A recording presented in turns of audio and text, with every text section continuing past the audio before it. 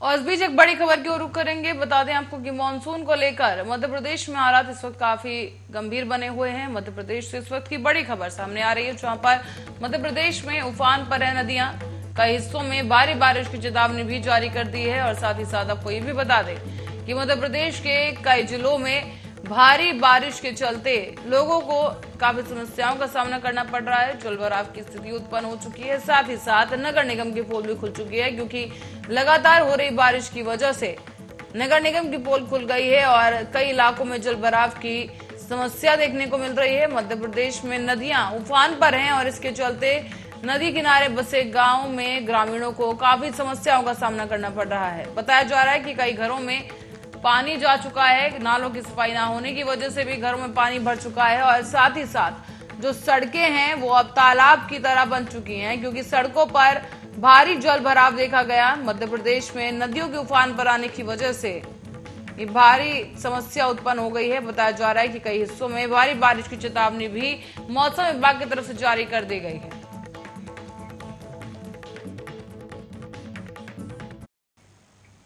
और इस बीच रुक करेंगे छत्तीसगढ़ का, जहां छत्तीसगढ़ में कोरोना के साथ ही मौसमी बीमारियों का प्रकोप भी शुरू हो गया है।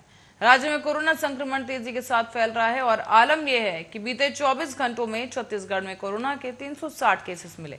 सबसे ज्यादा मामले दुर्ग में सामने आए हैं, जहां दुर्ग में एक दिन में 67 नए मरीजों की पहचान की गई। दूसरे स्थान पर राजधानी रायपुर है।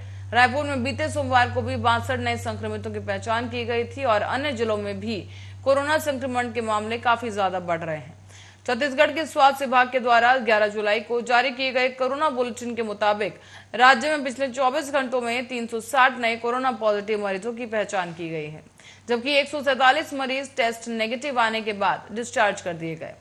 दुर्ग रायपुर के बाद तीसरे स्थान पर है राजनांदगांव, जहां पर सबसे ज्यादा मरीजों की पहचान की गई। राजनांदगांव में बीते सोमवार को भी 33 कोरोना संक्रमण मरीज मिले हैं और इसी के साथ साथ प्रदेश में अब 1678 कोरोना एक्टिव मरीजों का इलाज अलग अलग अस्पतालों और होम आइसोलेशन में जारी है।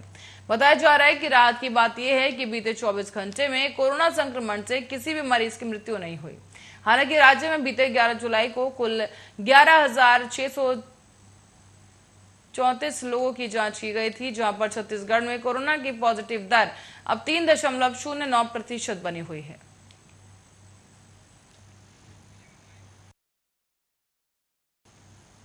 और अब बढ़ेंगे दमोह जिले की ओर, जहां पर हटा में जैसे ही सुबह सुबह मतदान प्रारंभ हुआ है, दो पक्षों के बीच जमकर विवाद हो गया। मामला है दमोह जिले के हटा गांव का, जहां पर मतदान केंद्र पर दो पक्षों में जमकर विवाद हुआ।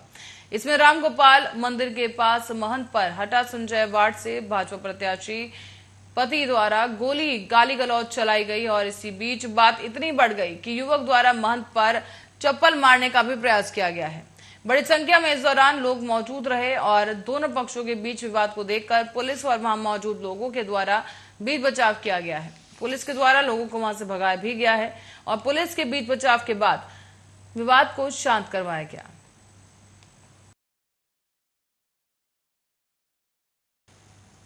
और इस बीच मध्य प्रदेश के पूर्व मुख्यमंत्री और वरिष्ठ कांग्रेसी नेता कमलनाथ द्वारा नगर निगम चुनाव में वोट नहीं डालने वाले सीएम शिवराज सिंह के बयान पर और आरोपों पर पलटवार करते हुए अपनी सफाई दी गई है। कमलनाथ ने वोट न डालने की असल वजह बताते हुए कहा है कि जब ये निक्कर में थे तब मैं सांसद बन चुका था। दरअसल कांग्रेस नेता सोमवार को रतलाम में प्रेस कॉन्फ्रेंस कर उन्होंने कहा है कि मैं नगर निगम का मतदाता नहीं हूं और मेरा गांव नगर निगम में नहीं आता है। अगर मैं नगर निगम में आता और नगर निगम का मतदाता होता तो मैं जरूर वोट डालता, लेकिन शिवराज सिंह के पेट में दर्द हो रहा है कि मैंने वोट नहीं डाला। उन्होंने ये भी कहा है कि शिवराज वोट डालने के बहाने वोटरों को दबाने, डराने, पटाने और ललचाने का प्रयास कर रहे हैं।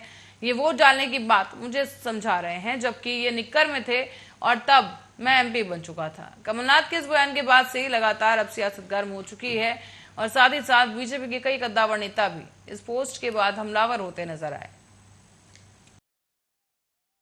क्या नहीं किया? पार्षद से, मेयर से, विधायक से, सांसद से, मुख्यमंत्री से, प्रधानमंत्री से, सबसे बड़ी देन तो रतलाम की है भारतीय जनता पार्टी और सबसे उपेक्षित हमारा रतलाम रहा। हमारे जो कर्मचारी हैं नगर निगम के, इनका भी नियमितीकरण किया जाएगा। ये आज अलग अलग नगर निगमों में, ये तो गए थे शिवराज जी, मुझे तो माइक से उन्होंने वो रिकॉर्डिंग उनकी माइक पर सुनाई, मैं सिंगापुर बना दूंगा। सिंगरौली गए, कहा कि सिंगरौली को मैं इंदौर बना दूंगा। सब क्या नाटक थी। हम अपने प्राकृतिक संसाधनों का लाभ नहीं ले पा रहे। आज हमारे रतलाम में इतना टैलेंट है, इंटेलेक्चुअल टैलेंट है, एंटरप्रेन्योरियल टैलेंट है। ये टैलेंट के बावजूद हमारे प्रदेश में हम इसका लाभ नहीं उठा पा रहे और भ्रष्टाचार की व्यवस्था बनाई हुई है। भ्रष्टाचार की व्यवस्था पंचायत से लेकर नगर पालिका का, नगर परिषद, नगर पालिका, नगर निगम और मंत्रालय तक, ये एक